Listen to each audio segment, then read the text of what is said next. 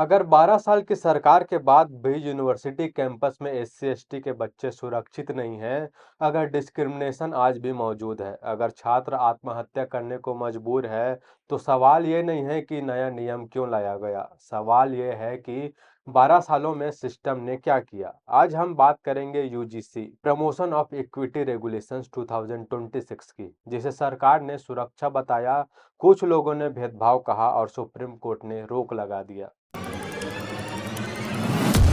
13 जनवरी 2026 को यूजीसी ने promotion of equity in higher education institution regulations 2026 notification जारी किए।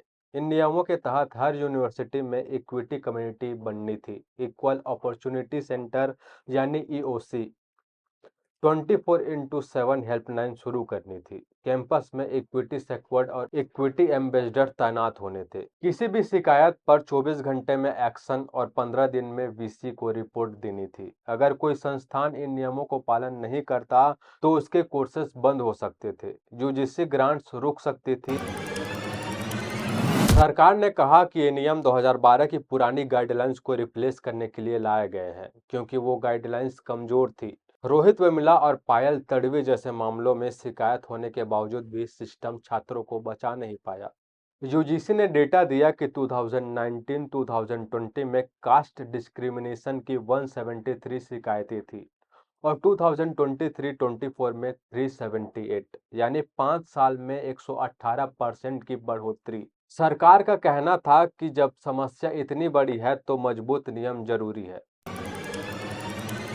लेकिन इसके बाद श्रवण या जर्नल कैटेगरी स्टूडेंट्स और ऑर्गेनाइजेशंस ने जोरदार विरोध शुरू कर दिया। करनी सेना, ब्राह्मण महासभा, क्षत्रिय और वैश्य संगठनों ने कहा कि ये नियम जर्नल कैटेगरी को न्यूट्रल ऑफेंडर की तरह देखते हैं।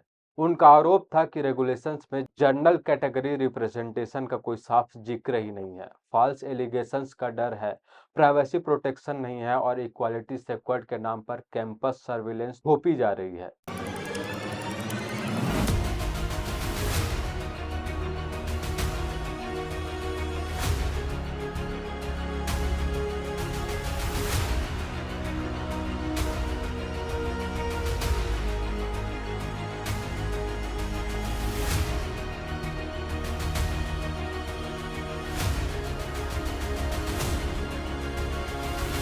विरोध इतना तेज हुआ कि बीजेपी के कुछ नेताओं ने इस्तीफे दे दिए। सड़कों पर पीएम नरेंद्र मोदी, अमित शाह और एजुकेशन मिनिस्टर धर्मेंद्र प्रधान के खिलाफ भी नारे लगे। सरकार ने सफाई दी कि ये नियम किसी को टारगेट करने के लिए नहीं है, इनके मिसयूज की इजाजत नहीं दी जाएगी।